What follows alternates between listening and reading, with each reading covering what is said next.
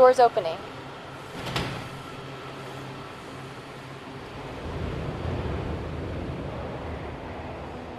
Hi, I'm Rob Puentes, Vice President and Director of Brookings Metro. I'm also the host of Metro Blueprint, a podcast from the Brookings Podcast Network. Every 2 weeks, a Brookings Metro scholar and a guest expert discuss ideas and action to create more prosperous, just, and resilient communities in America.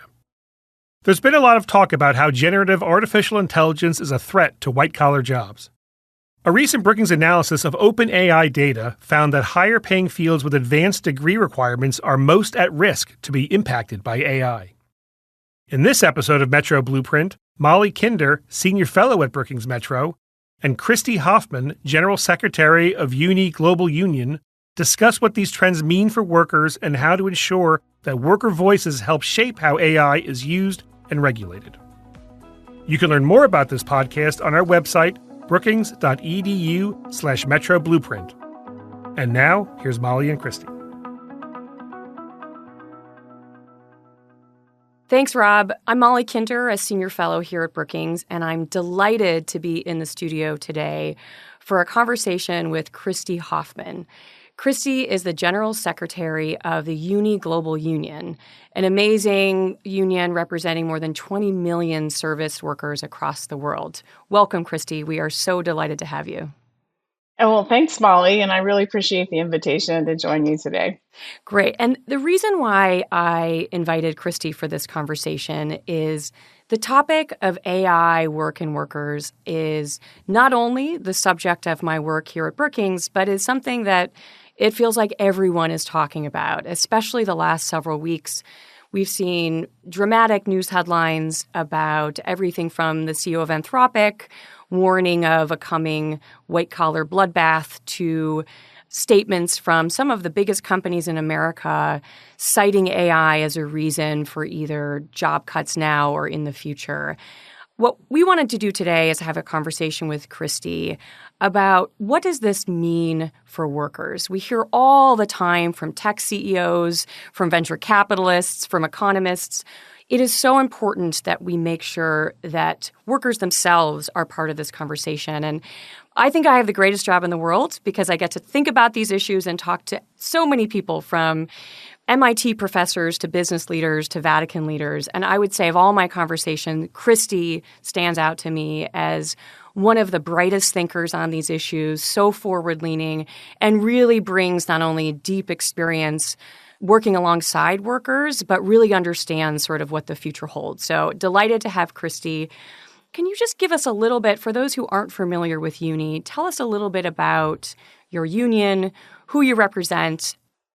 Thanks. Well, our members are unions, which represent workers in 10 sectors as we define them in our global economy. And the occupations vary wildly. They include tech workers, call center workers, cashiers, bank workers, television writers, even security officers and postal workers, and I'm leaving out many. So a wide range, many of them affected by AI. We have 4 regional teams. So we have a global, regional, and sectoral structure through which we carry out our work, which is aimed in part about facing common challenges like AI. That's great. Now, Christy, in some of our conversations, I was really struck how you started your career on a factory floor as a shop steward. And coming out of, I believe, remind me, your undergrad, you came out of Smith College. Yeah. And, ended up with a very fancy law degree. And here you are several decades later leading one of the most important unions in the world, frankly. So tell us a little bit about that experience. How has your just incredible career journey, which is unusual, how does that give you perspective into what your members are facing today? Well, it's true. I did start out as a shop steward in a jet engine factory surrounded by mainly men, and we had a very strong union there. And I wanted to do union work, and I wanted to start with the basics. And it kind of, just bringing this back to technology, I operated a vertical turret lathe. And when the company introduced numerically controlled machines in the very early 80s and even late 70s, which are kind of precursors to many of the robots, you could say, that we have today, I was really excited. I don't have to turn the wheel all day long on my lathe. And I thought, well, this will be enough to take away some of the physical burden of this job. But at the same time, I had the confidence that our union was strong enough to negotiate protection so that nobody had to really worry about displacement or health and safety hardship. And so I was on the negotiating team in the early 80s, and we negotiated our first new technology clause, a very creative name. And that was over 40 years ago. And I think when I look back at the language that we negotiated back then, a lot of it is really still relevant today. And there's just such a long and rich history in the United States and in other countries of negotiating around technology very successfully. That's great, Christy. Well, in my work at Brookings, I lead a project here on how generative AI specifically is impacting work and workers, and importantly, what do we do about it? And I have this strapline that for workers, AI presents both wonder and worry. And I love your example from your experience because in that example, technology wasn't necessarily a bad thing. There were some positives that you were able to embrace in part because you had real agency and voice in the workplace. Give our listeners a sense of what you make of this moment today with generative AI. What does this mean to your workforce? You've talked about this being something that could either go in the direction of really exacerbating inequality or doing the opposite. Tell us what you make of this and what this technology means for your members. Well, obviously, there's big differences across countries and sectors, but there's some common themes. And one is that everybody, even those who have less to worry about, frankly, is somewhat fearful about what lies in the future. And that depends on how much confidence they have that they're going to be included in the decisions and where and how AI will be deployed. Everybody worries that it's going to reduce their autonomy or replace them entirely. And they fear losing their livelihoods and also their way of life. And to some extent, we're assuring people, no, your particular job is really not as much at risk. But of course, with all the hype right now and the exaggeration of, well, no, there won't be any jobs left in 5 years or 10, people are even more anxious than they normally would be. But it's a high topic for workers everywhere. But I think the important thing is that it's all about confidence in that you will have a role. And if you look at some of the unions, for example, in Europe, where there is what's called social partnership, it could be an opportunity to get more productivity, better wages, maybe a shorter work week. When we look at Germany, where the works councils have a lot of power in negotiating around technology and really shaping the use of technology, they're not as worried about job displacement. Or Japan is not as worried about job displacement, and Northern Europe is not. Then, when you look in Asia and Africa, I'm really surprised how much tech optimism there is there. But in part because it hasn't been deployed as much as it has been in the US, for sure. And then, of course, certain sectors are much more vulnerable. Customer service workers across the world, we're already hearing stories of reduction in staff. And that's been a really big event that's unfolding even in the past 6 months. Some of the call center workers, they like having the AI coaching on how to answer the questions, but they're not so happy that they have to work harder without additional pay. They're not so happy to see some of the jobs disappear. And if you look at banking workers and media workers, they are very, very nervous. And those two sectors are the most deeply involved in collective bargaining. So there's a wide range, but the key point that we try to drive home is that we have to be on the front foot. We have to be demanding to be at the bargaining table with these employers to get some commitments about notice, about consultation, and about other things that are relevant to the jobs involved. Oh, Christy, so many things you said hit home to me. First, the point that you have a very diverse membership, and many of the sectors where your workers are employed are really, according to our data at Brookings, where we have a data set from OpenAI, when you look at what are the types of tasks and occupations and sectors that are the most exposed to this technology, meaning where you could use Gen AI technologies. You're in some of the most exposed. I mean, finance is really out in front, the media industry, customer service. In media isn't a good example. It's not only just how the media industry adopts this technology, but it's how much the whole sector is changing as a result of Gen AI in terms of Google's search is summarizing results. So you're really in the crosshairs, I think, of a lot of change. And I really want our listeners to hear you drill down a little bit to a very important point you made, that the exact same sectors in America, the workers in those sectors here, might actually feel more anxiety than workers in those exact same jobs and exact same sectors in other countries because of just how different our policy environment is, our institutional environment. Germany, I think, is a great example. For those who might not be familiar with some of these German models, can you share a little bit of what that looks like? And obviously, you know America well, and contrast that a little bit to our institutional setup.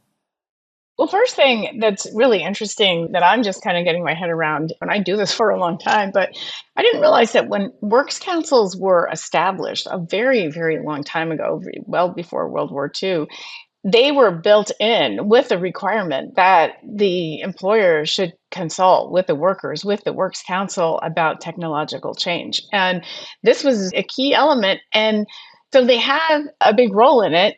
But it's interesting because when I was at the World Economic Forum last year and I was asked, well, what would we want? And we said, well, one thing is we want notice. Before an employer would intend to introduce AI, the workers should have notice and an opportunity to do an assessment and so on.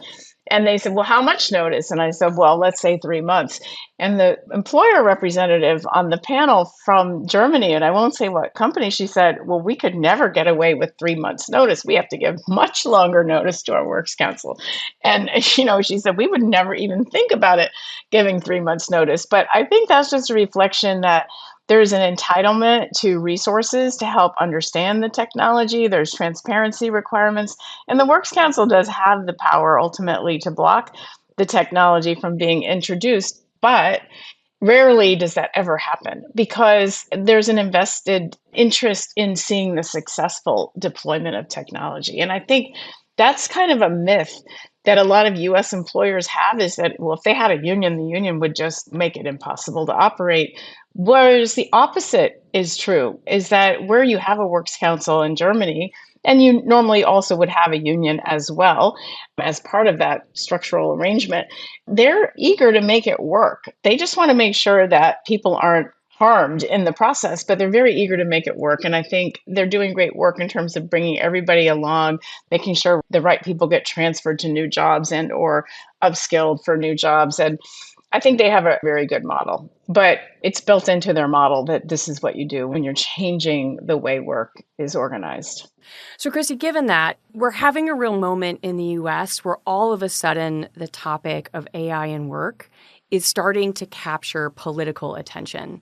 So what's really striking is just in the last few weeks, you've had both left and right, from Bernie Sanders on the left to Steve Bannon on the right. Pete Buttigieg just raised his hand and said this is an issue he's going to pay more attention to. Senator Chris Murphy. This is starting to appear mainstream left, right, and center. Yet in the U.S., our system could not be more different from Europe. And there is a lot of anxiety. We have terribly low union density, not only nationally, but particularly in the sectors where AI is going to be the most disruptive. This is something Mark Muro and Zav Briggs and I have coined the great mismatch. 95% plus of American workers who are in the types of jobs where AI is going to change the most don't have union membership. There's no collective bargaining. We don't have this concept of, in workplaces, a works council where workers have to sit together with their employers and talk through these things and work together to figure out, yes, we need to adopt AI to serve business goals, but let's bring workers along with that. We don't have the same investments in training. We have a much weaker safety net. So what would be your message to policymakers in America who are starting to really take this seriously and understand, as a country, we're going all in on AI. What does it look like to go all in on American workers? First of all, I'm a trade unionist, and I will not ever be persuaded that we should have alternatives to unions to take up this issue. I think that there's some discussion we should have tech committees or just similar to health and safety committees, and a lot of that's out there. I don't really think that we should have as many obstacles to bargaining in the United States as we do. And there's a lot of ways to change that. It does take political will, which is not overflowing that bucket right now. But I think that the tech companies themselves have a responsibility to promote bargaining as a social good, because it's a bit of an anomaly to say, there's so much progress that's going to be possible from this, and the world's going to be a better place, and we're all going to have so much stuff. And at the same time say, but workers should not have unions, which too many companies are taking that line seriously. You want us to all, rising tide lifts all boats. It doesn't lift all boats.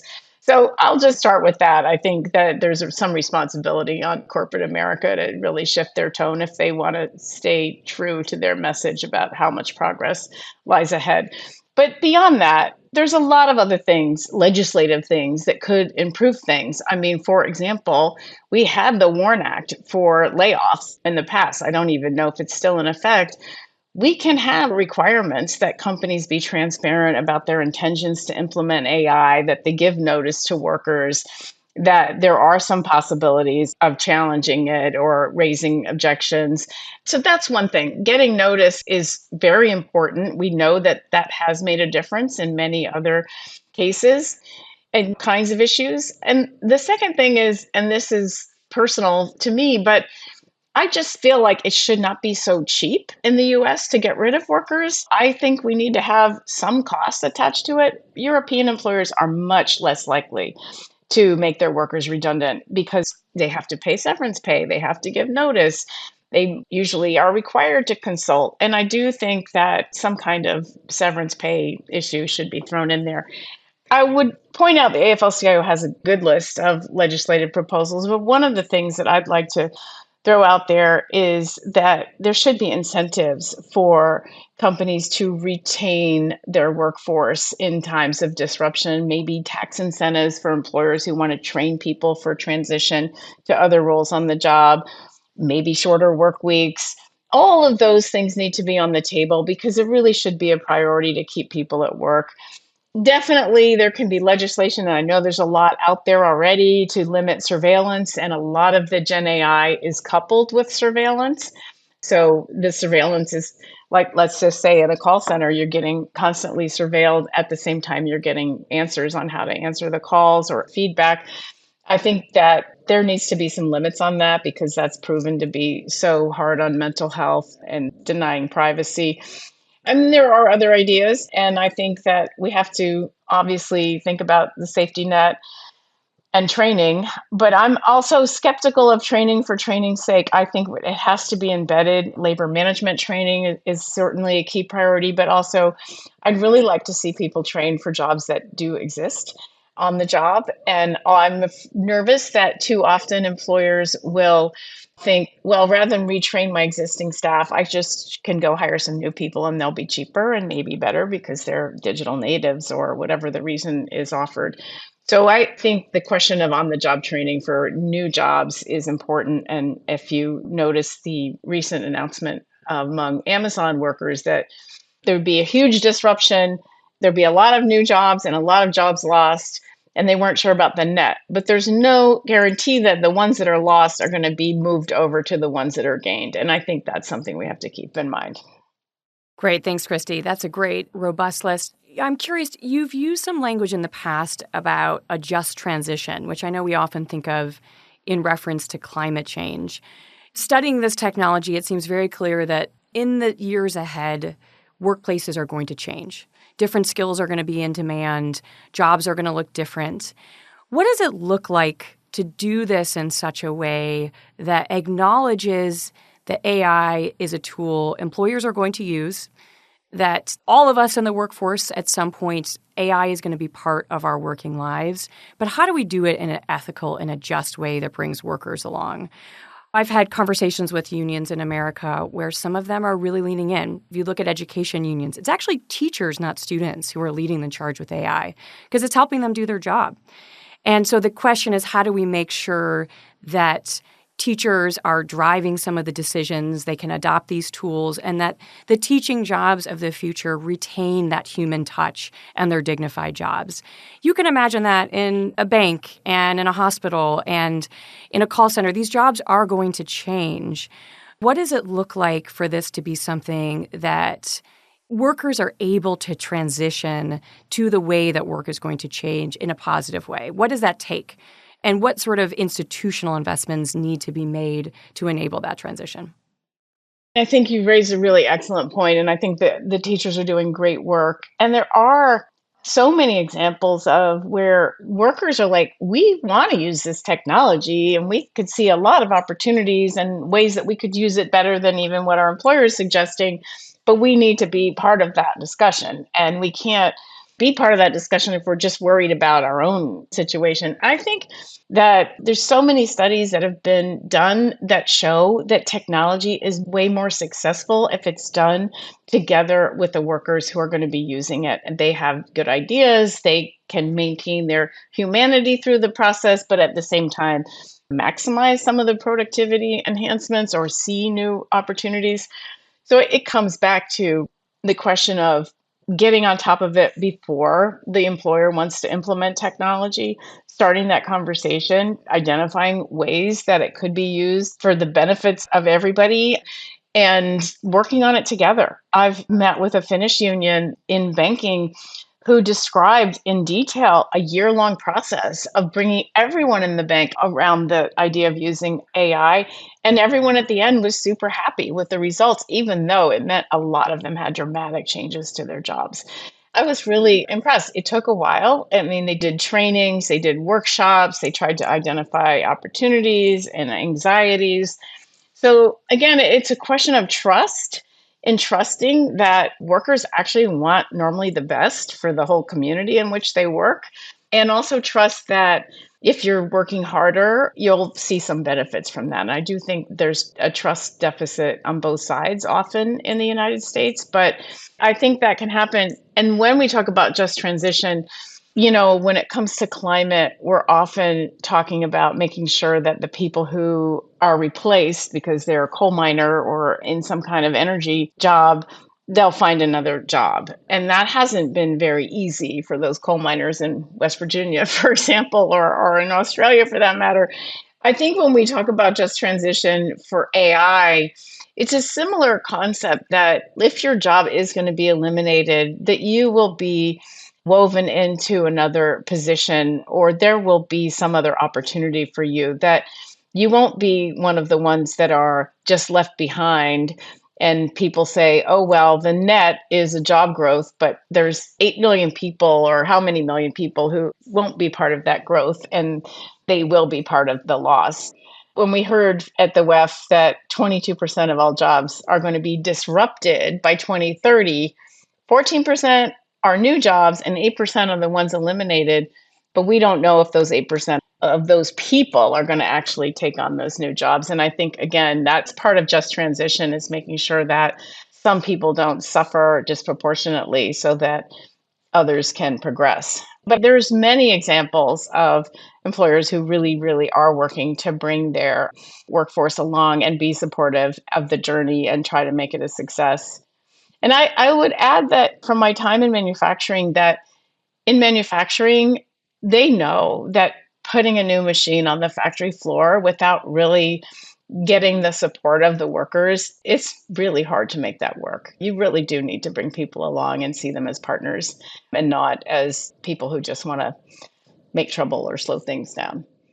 That's great. Well, Christy, my last question for you is, you started your career on the factory floor. So if you were to give some advice to a similar young 25-year-old shop steward who is in her start of her career and is looking out and seeing that AI is going to be a truly disruptive force, what advice would you have for her?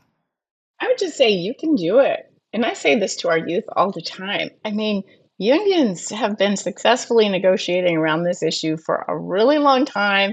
And we all know that when unions and workers are involved from the start, it's better for everyone. And you don't have to understand how a large language model works. You just have to rely on your instincts about what's fair. And I think that's the key message, is that nobody wants to be monitored the whole day. If they work harder, they want to get paid more. All of these little things any shop steward will understand the issues on the table and be able to make a good fight about fixing those issues. And none of this is inevitable. And with your voice on the job, you can make a difference. So that would be my message. Great. Well, Christy, thank you so much. This has been a wonderful conversation. I really appreciate your leadership on the world stage in all sorts of international fora to really bring the voices of workers into the conversation about what our AI future should look like.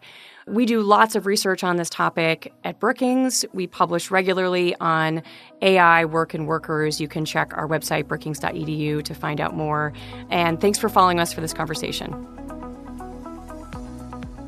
Metro Blueprint is a production of the Brookings Podcast Network, found online at brookings.edu/podcasts. Thank you for listening.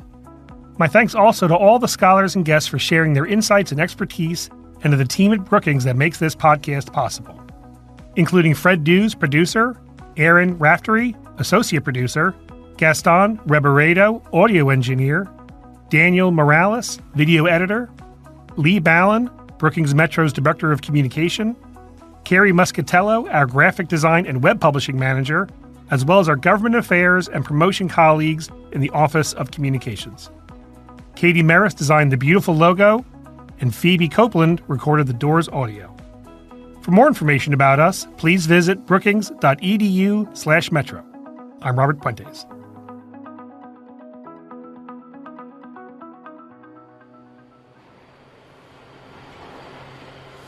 Doors closing.